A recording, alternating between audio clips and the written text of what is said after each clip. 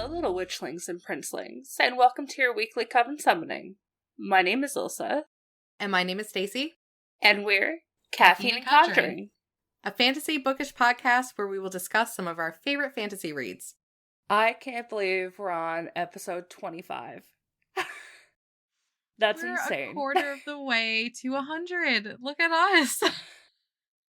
We have to do something big for our 100th episode. 100%. I feel like we should do something big for our 50th too. Yes. All the milestones. Yeah. If we had thought about it earlier, we should have done for the 25th as well, but... Well, we have new pictures for our episodes, so there's that. That's true. A little rebranding. We have a little update. Yeah.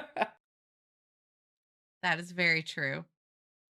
I am floored that we are on our last episode for Heir of Fire. Like, I know. I felt like crazy. This felt like it was going to be long because we started it the beginning of March, and just thinking about how we're going to be at the end of April by the time we finish it, that felt like it was going to be forever. Yeah. And in a sense, it does feel like it's taken a long time, but like we're here now. We're at the end of Heir of Fire. This is our 4th book that we're finishing. Like, that's... Look at us. But we'll be half done in terms of number of books. Not necessarily percent of pages read, but... No. We got some chunky books coming up. Yeah. The tandem alone, like, doing that together is huge. Yeah. I'm a little scared. Trying to keep up with, like, what chapters go where and how we're going to record it. Like, how am I going to be a read lot it? For us. Yeah. I'm like, do I just carry around the 2 clunkers of books and read it that way? Do I have one book and my e-reader? Do I use my e-reader and my tablet with one open on each? Oh my god. I know somebody has the ebook done up already, like with each chapter after another. Yeah. In like the tandem order. So maybe, are we allowed to talk about that and do that? I'm pretty sure that's considered pirating. But in my you as well, because you have purchased it as well. But I have 3 copies of this set. Yeah. I have an e-copy and 2 physical copies. I have paid my dues for this set. If I want to pirate 2 of them put together just for ease of reading, I don't feel guilty. Because I paid the author for the books. Multiple times. Over and over and over. And we will continue paying the author over and over and over. Absolutely. Because whatever she puts out, we are buying. Yeah. But yeah, so that's going to be an interesting, because I like going from like reading physical and then I'll pick up the audio and then I'll just like go back and forth. Yeah, the tandem is going to be different. I don't think that's going to be possible with the tandem. Yeah. Unless I do audio for one book and then my e-reader for the other. And back and forth that way, but you do you. I wouldn't be able to do that. I'm so nervous. Well, we still have one book in between, right? Yeah. Like and she's a doozy of a book. It's a lot of people's favorites. Like a lot of people like Queen of Shadows over Kingdom of Ash and Empire of Storms. Like it's really good. Convenient that you just left out Tower of Dawn. Everybody's least favorite. I will come back to whether or not I like Assassin's Blade more than Tower of Dawn after I read it a second time. And doing it the tandem way and not on its own. True. How would we rate them separately if we do the tandem read? Because I will forget which comes, like, what chapters were in. No, you won't. Oh. Okay. Okay. You will know what chapters are for what book. Well, I've already talked about this part, but each book focuses on different characters. So when certain characters are mentioned, you know it's the one, or when a certain character's POV is, you know it's the one book, and vice versa. Okay. Yeah. So they don't like They don't mingle in crossover. POVs at all, Yeah. I'm pretty sure. Like, they're fully separate. Okay. And, like, I do believe fully taking place on different parts, like, different continents, maybe. Like, just separate. Okay. That's good to know. Yeah. Well, Okay. before we get into today's episode, the last episode for our Heir of Fire chapters, before we do our final review, I will be giving our spoiler warning. If you don't want spoilers, make sure that you've read Throne of Glass, Crown of Midnight, The Assassin's Blade, and the entirety of Heir of Fire as well, because we will be talking about anything and everything from those chapters. And we can never be trusted to mind spoilers. Especially me. Nope. So last episode we ended off Rowan and Selena made it back to Dornell, and they confronted Maeve. And there was some back and forth, and it ends with Selena's eyes turning fiery, and she's going to burn down the world. And that's where we ended. That was a horrible spot to end. It really was. So we're starting off this one with chapter 60. So, picking up from Selena unleashing her fire, the whole city of Dornell is engulfed in flames that don't actually burn anything. It's a massive power flex. Selena confronts Maeve, basically saying, "You wanted a demonstration? Here it is. I could burn your city for real if I wanted to." And I love that. It was such a badass scene. It really was. I love seeing Selena / Aelin come into being a powerful character. Like, she always had that. We always knew that she was, and that she had all this inside of her, because she would let it out little bits at a time. Yeah. But she was still like, but it was more like teenager. It exploded out of her because she was holding it in and trying so hard to not face that part of her life. But now that she's embracing it, and we're seeing the strength and the power and the Firebringer. So I think that's very important in like this whole chapter. Yeah. I feel like her coming to terms with everything and just accepting it. Fireheart.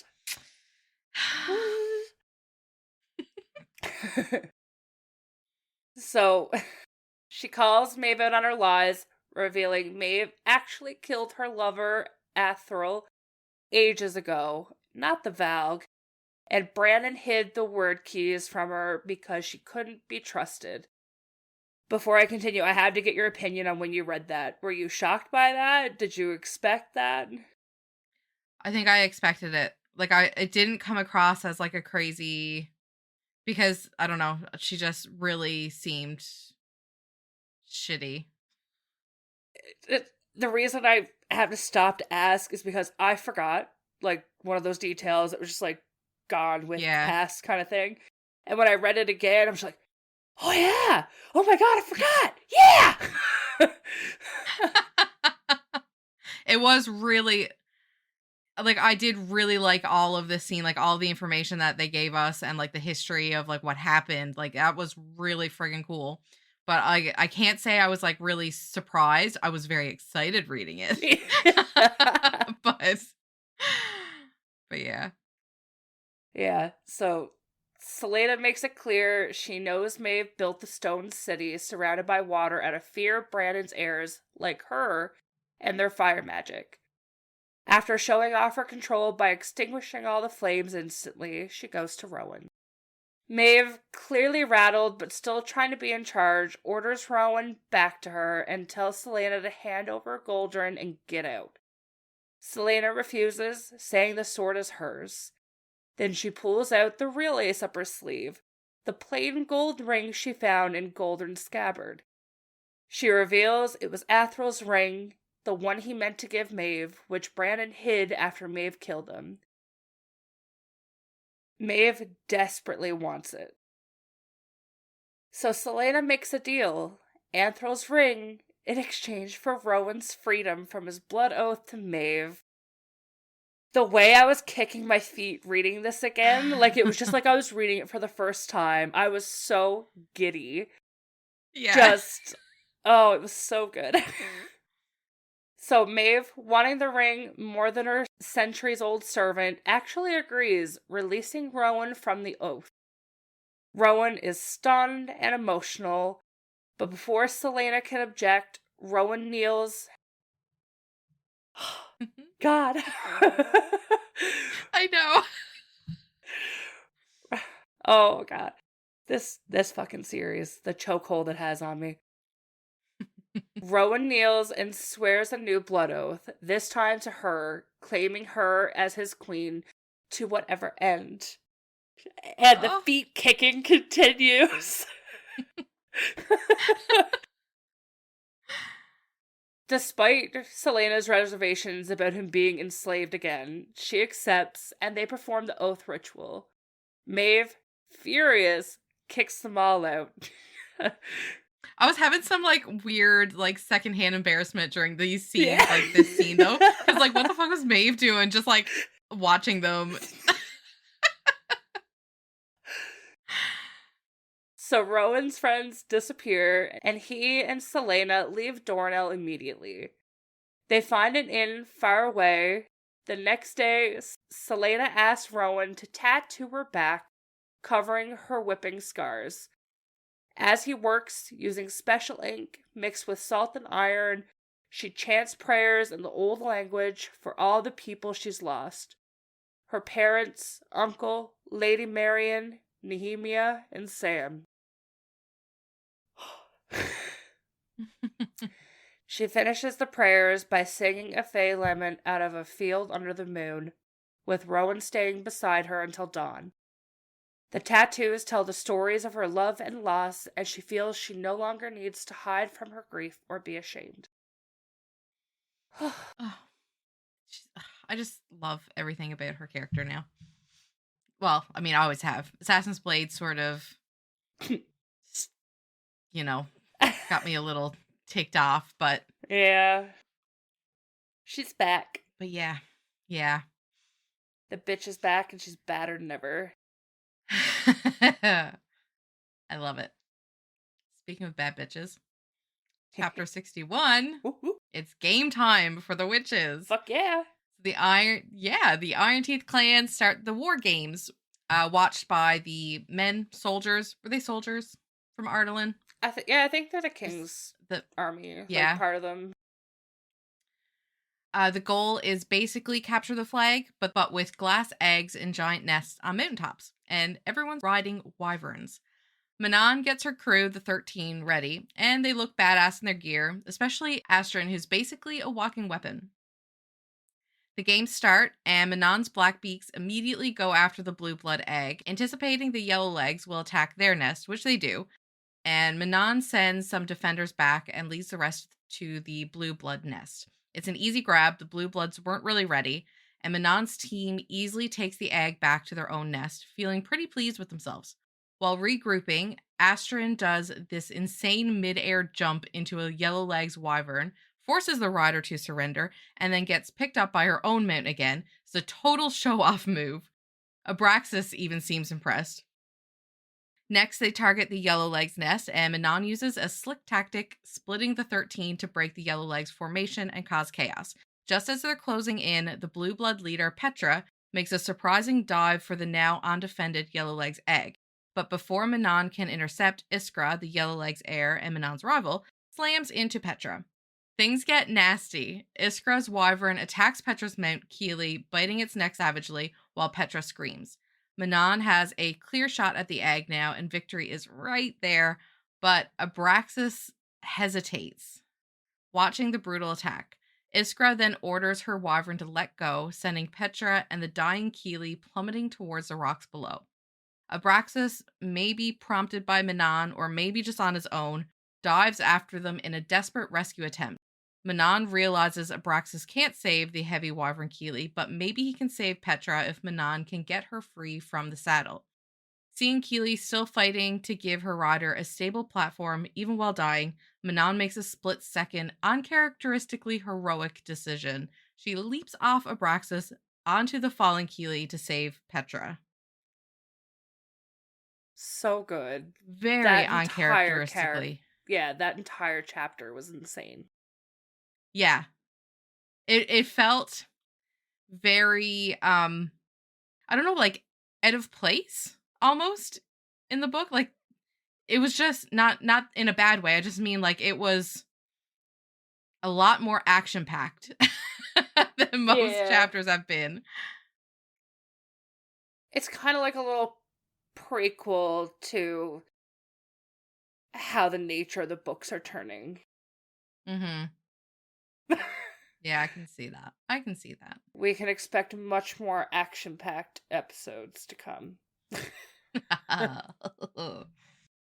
So, right into chapter 62, and picking up right after Manon jumps onto the falling wyvern Keely, she manages to cut the unconscious Petra free and strap her to herself just as they enter the canyon. Abraxas swoops in like a champ, catching them both midair and banks them safely on the canyon. Sadly, Keely crashes to the ground and does not make it.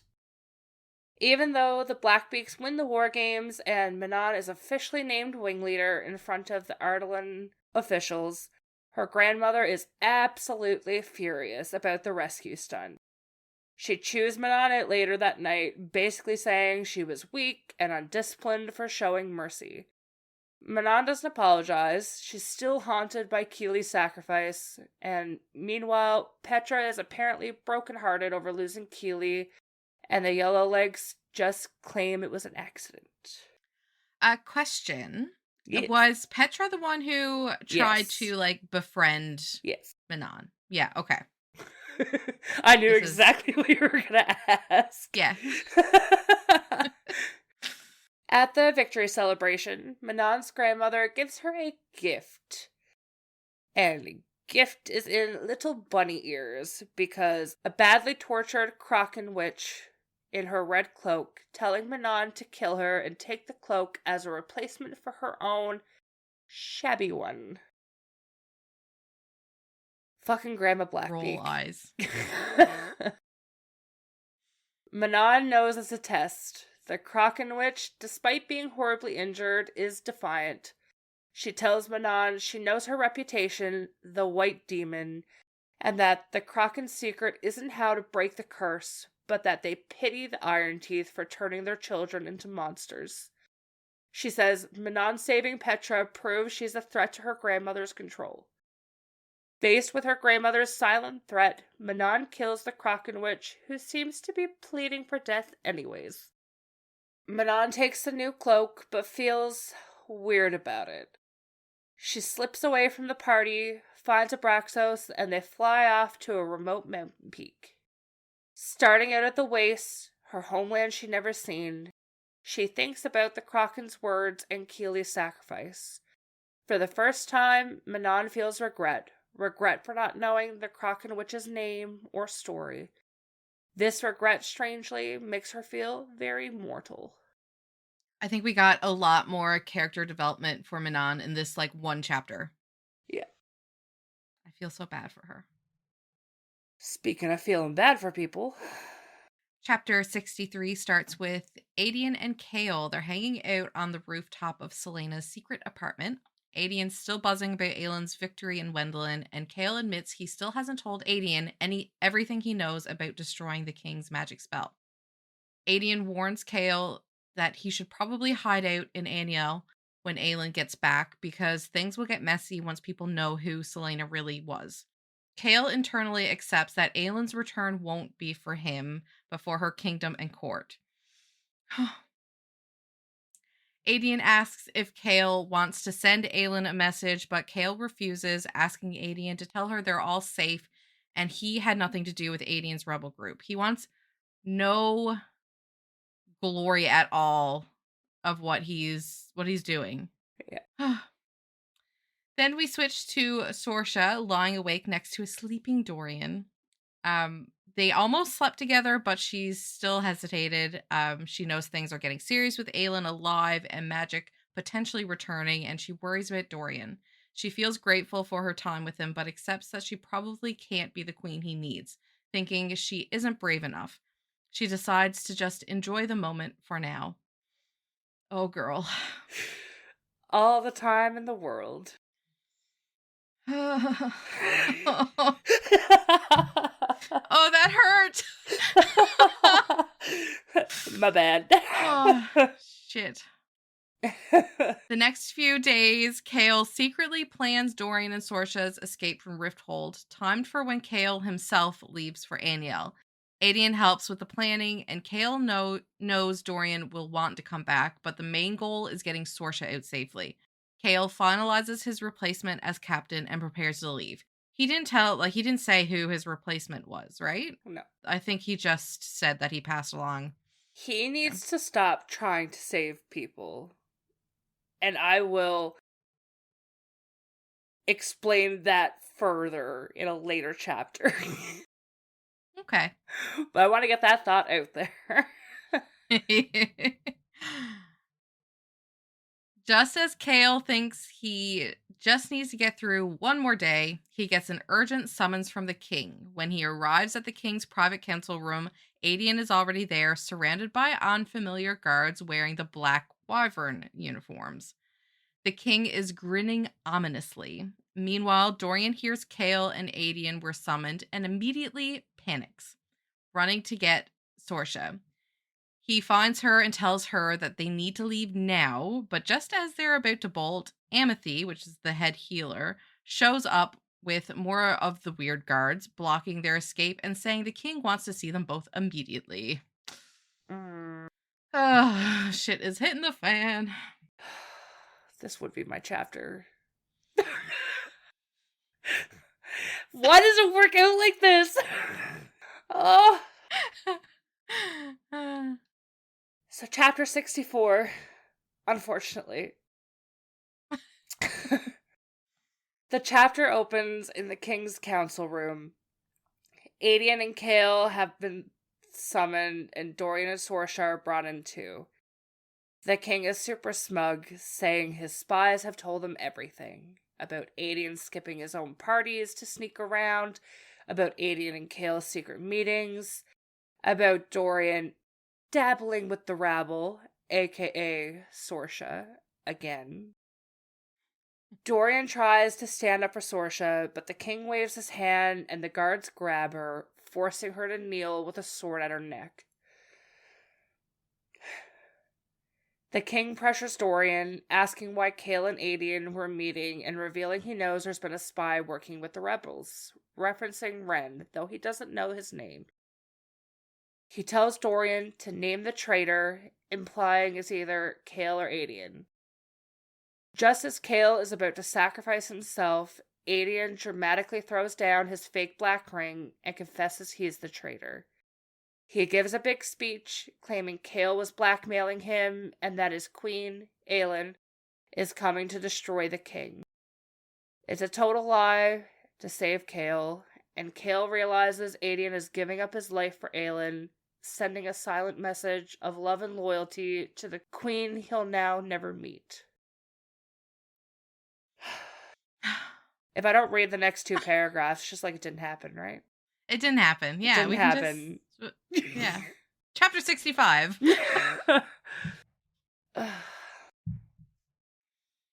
The king, not surprised about the fake ring, is delighted by the public confession. He orders Aedion arrested, but says he'll delay the execution for a couple of months, clearly setting a trap to lure Aelin to Rifthold to rescue him. Aedion defiantly tells the king Aelin will get hurt. Then the king turns his attention back to Sorsha, asking what she has to say. Dorian begs his father to let her go, offering anything. But the king shocks everyone by revealing Sorsha was the actual spy all along, using her position to feed into the rebels via letters to a friend, who we know from the previous chapter was Ren.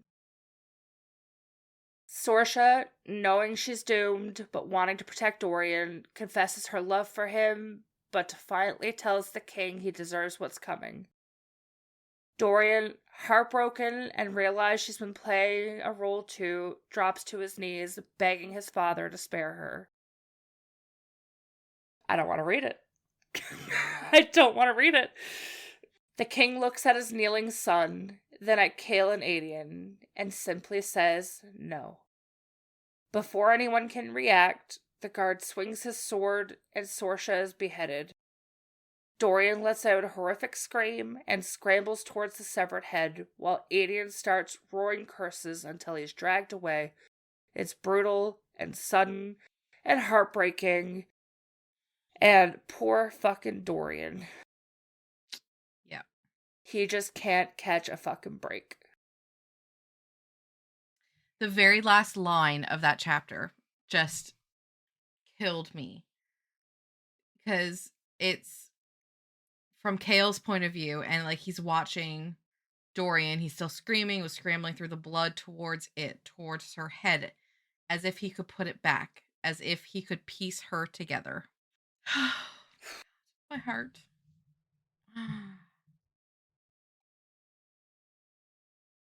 I don't know. I don't think I was really surprised by that. No, but I kind of felt like, oh, definitely. Yeah. I felt like there was obviously going to be somebody that's going to die in, that scenario. And I just couldn't really see Dorian, Kale, or Adian getting killed right off the bat. Yeah. So that really only left Sorsha as the potential, I don't know. Yeah, the first time I read it, I was like, okay, so either Ren or Sorsha is gonna die. Yeah. Yeah. And unfortunately, it was Sorsha. Nothing against Ren, but Dorian's been through enough. Yeah. Leave the poor 100%. Boy alone.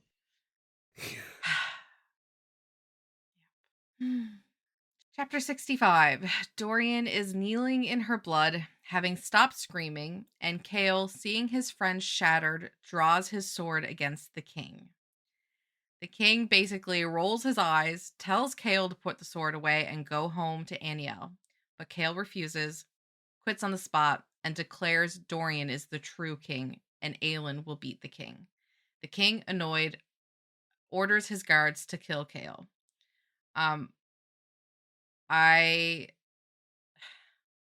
Kale is so, like, this whole series, like, indecisive.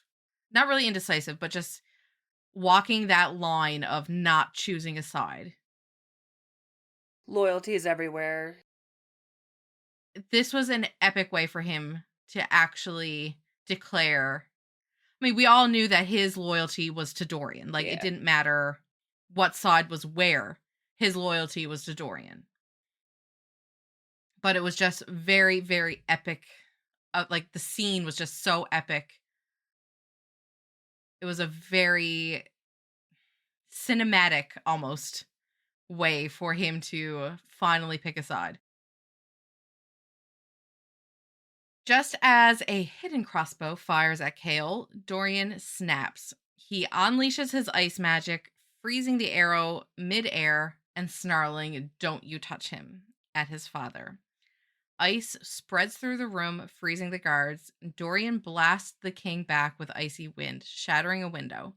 While holding his father back with magic, Dorian, covered in Sorsha's blood, tells Kale to run and burn this place to the ground when he comes back.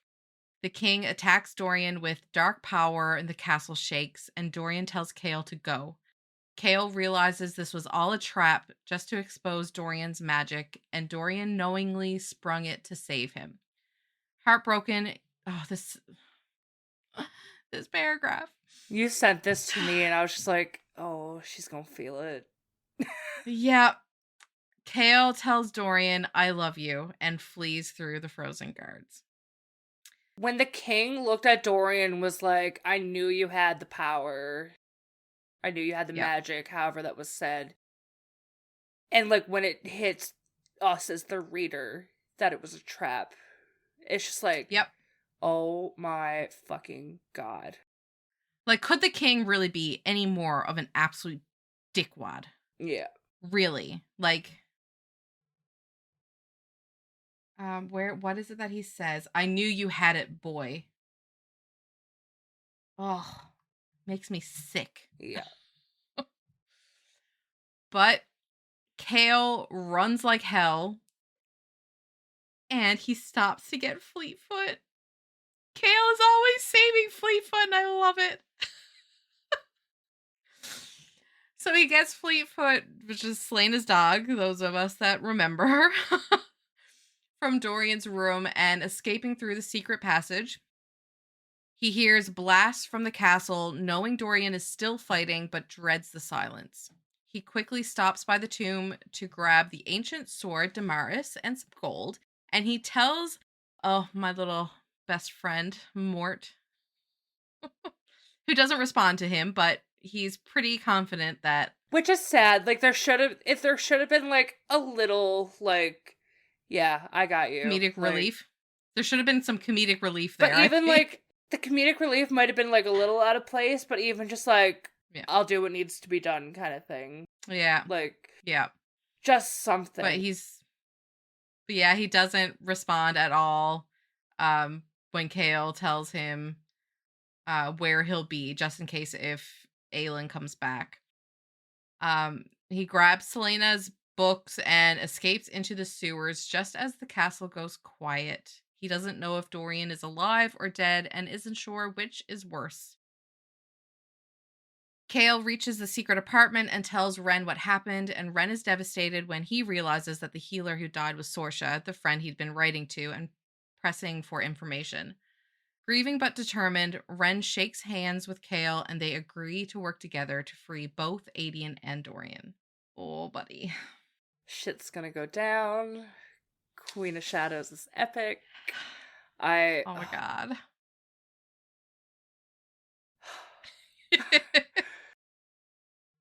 It's not like I want to, like, rush through the review episode or anything, but I can't fucking wait to get into Queen of Shadows. I know.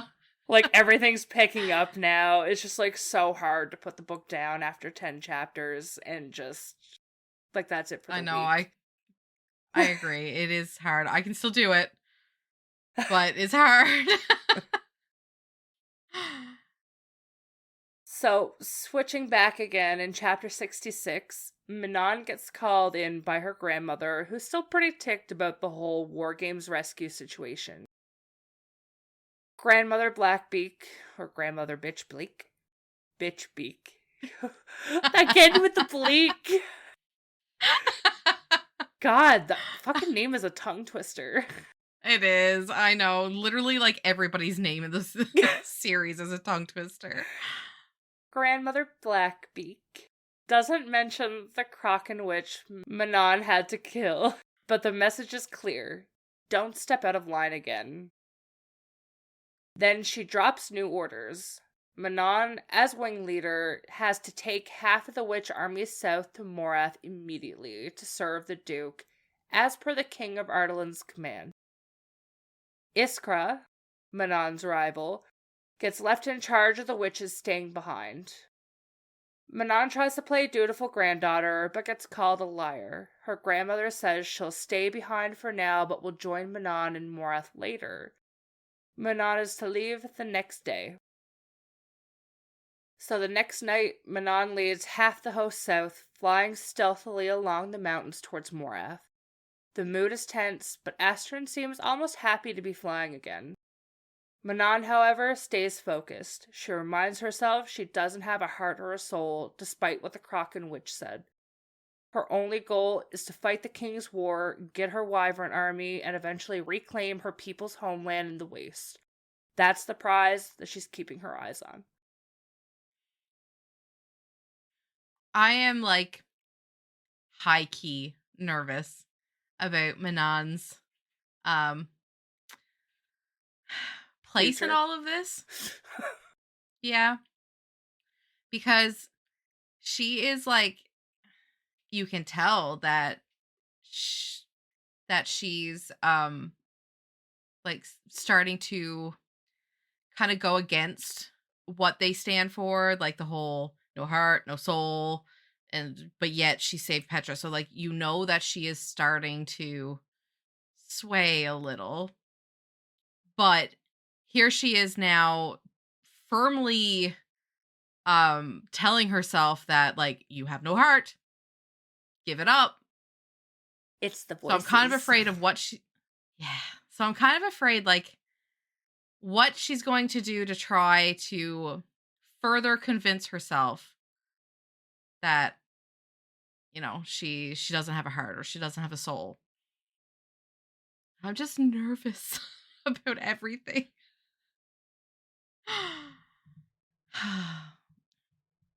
Chapter 67 had me so fucking confused because I know, like, after reading it, I had to read it twice because I was like, who the hell is this? What is going on?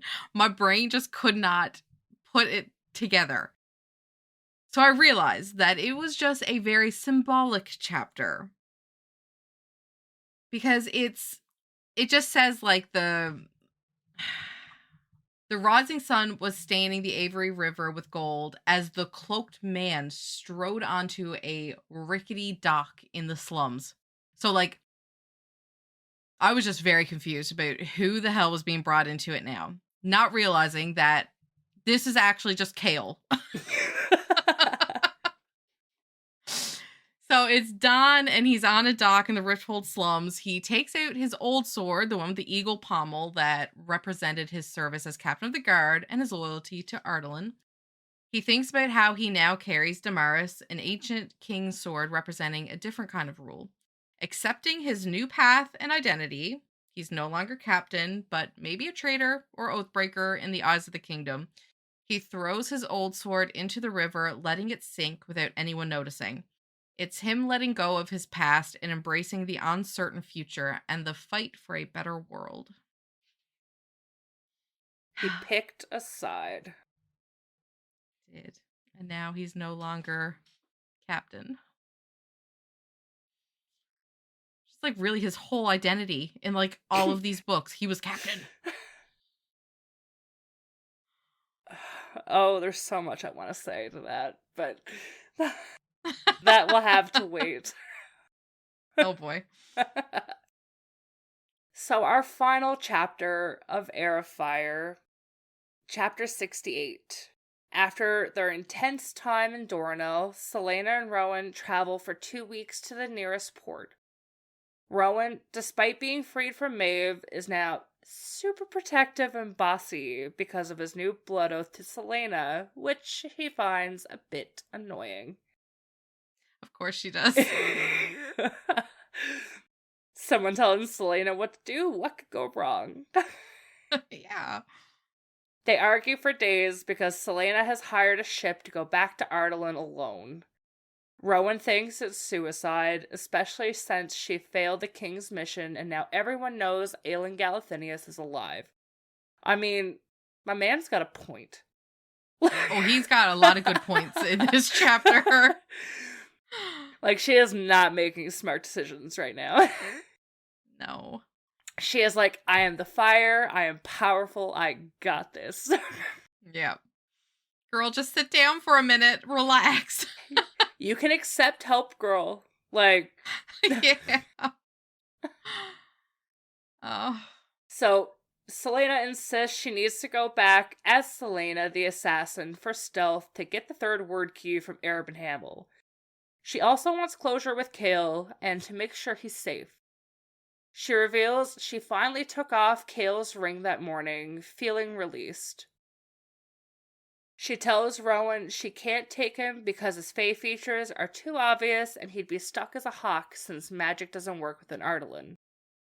She promises to build her court and army and call in all of her favors and basically rattle the stars, sending for him when the time is right.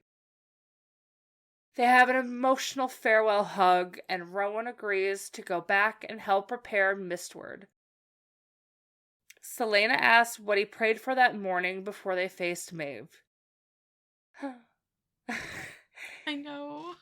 He admits he prayed for her survival and strength, and then adds his second selfish wish was for them to be together, implied by her reading his eyes, which came true when she freed him and he swore an oath to her. He reveals the sun goddess Mala seems to approve of them as a pair. They hug again tightly before she boards the ship. Just climb him like a tree. Yup. Hugs him tightly. Wouldn't be me. Like, girl, thank him. He got on his knees for you. Return the favor. Oh my god, we're awful. Yeah, 100%. As the ship sails away under the moonless sky, Rowan, as a white hawk, flies overhead and brushes her cheek with his wing in farewell before heading back. Selena looks at the scar on her palm, her vow to Nehemia, and steels herself for the future. Get the word key from Erebin, find the others, put them in the gate, free magic, destroy the king, and save her people. That's it. That's it. All before Just breakfast. your regular daily to-do list. So it ends, she lifted her face to the stars. She was Aelin Ashriver Galathinius, heir of 2 mighty bloodlines, protector of a once glorious people, and the Queen of Terrasen. She was Aelin Ashriver Galathinius, and she would not be afraid. Oh.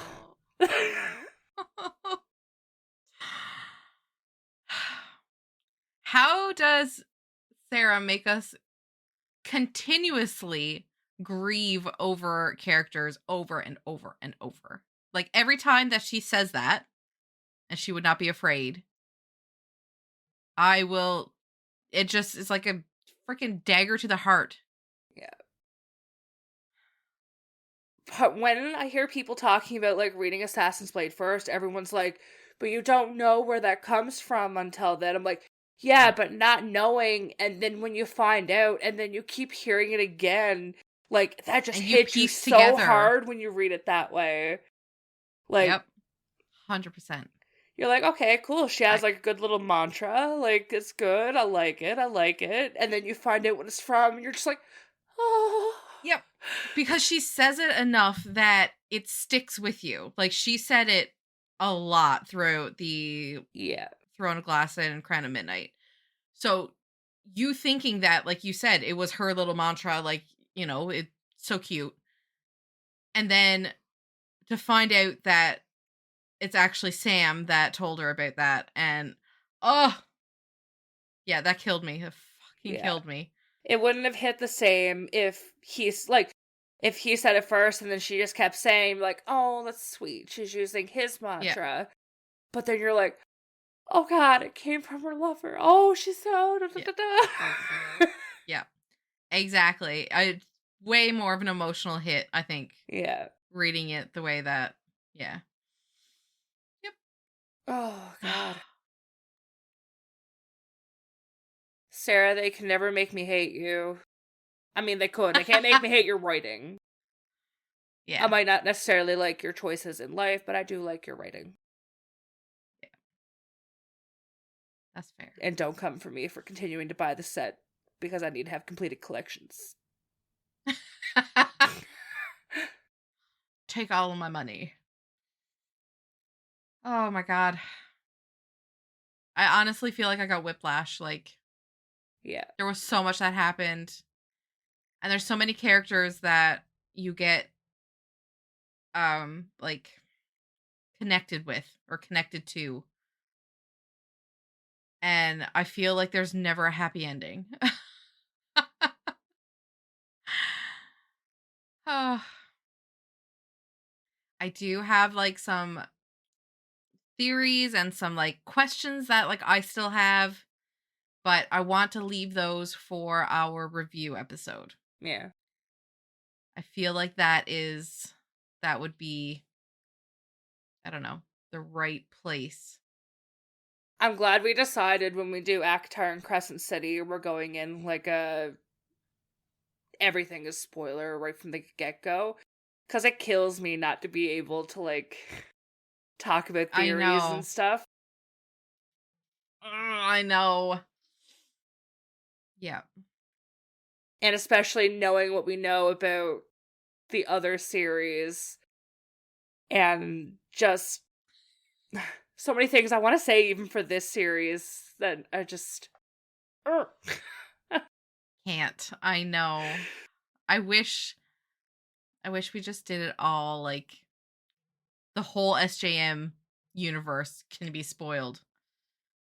But Yeah, episode 1 of Akhtar, and you're like, all right, here's my long-term theories. Starting off, this, and this. Fuck this character, fuck that character. yep. Oh my god. I can't wait to reread Akatar actually liking Nesta. I don't put that in the episode because that's pretty. I mean, that's pretty vague. Is it? Okay. Because, like, she was the reason I DNF'd Akatar back in, like, 2017 or whenever it was that I had picked it up. Yeah, that's just regular character growth. Yeah, that's true. So it's not really spoilery. Yeah. Yeah.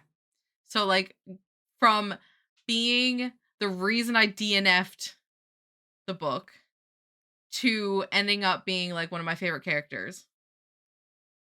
But it took a very long time for me to like her, though.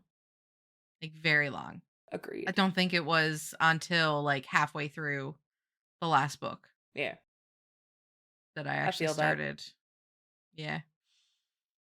And that's why it's nice getting different points of view, because the first few books are all from certain characters' points of views, and then it's switched to someone else's. So you're not getting rose-colored glasses or black-tinted glasses in this case. I don't know how to say that, but you're not getting one person's thoughts on another person. Yeah. It was very much needed. Yeah. Very much needed, because and maybe by the really time some of the main characters, but yeah. Yes, exactly. Because I feel like I could have like defended some of them. Like if it was still from the other point of view. I could have found ways to like defend it and say like, oh, you know, it was just because of love or whatever. But getting it from Nesta's point of view, I was just like, nope. Someone posted in the SJ Mass group on Facebook. They were like, who are your favorite, or what character do you absolutely hate the most that everyone likes? And I said that character. Like, I said he's about on the same level as... Yes. But yeah, he's basically on the same level as because he's literally the same in a different color. Like, very similar actions, 100%. Similar everything. I feel like that's how Sarah is going to justify his redemption arc, is because it was just like this other one and we all love him. That sort of situation. I feel like I hope he gets a redemption arc. I would actually love a book of his and finding happiness and growing and because there's so many theories around why it happened the way it did, and I cannot wait to get into that. We still have so much to do before we can even like think about doing Akatar. But yeah, reconvene those thoughts in a year. Oh my god, yeah.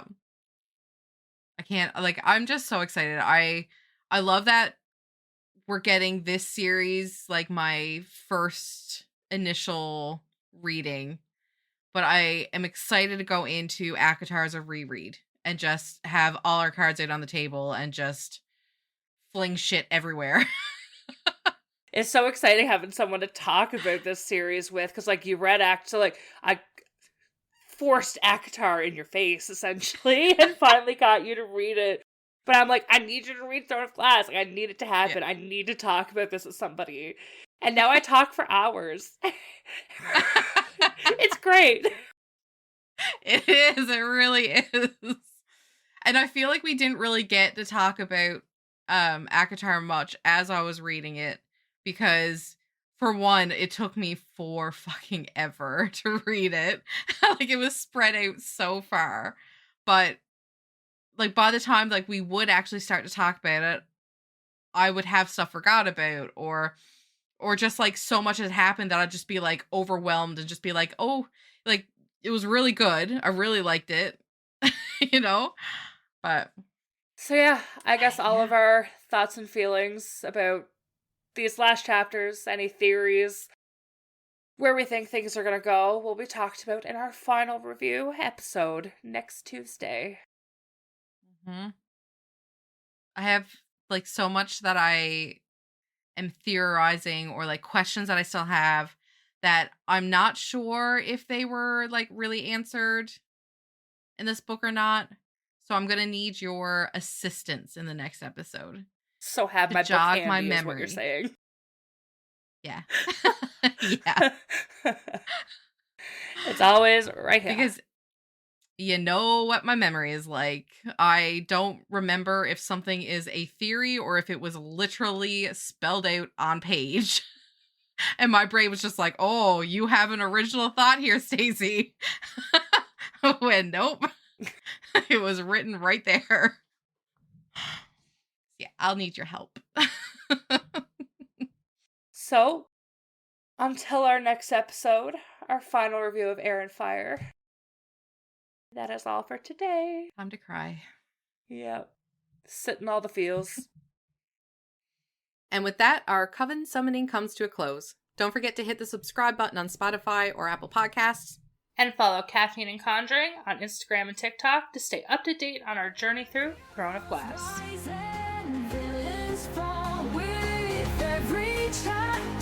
Hear the call. Adventure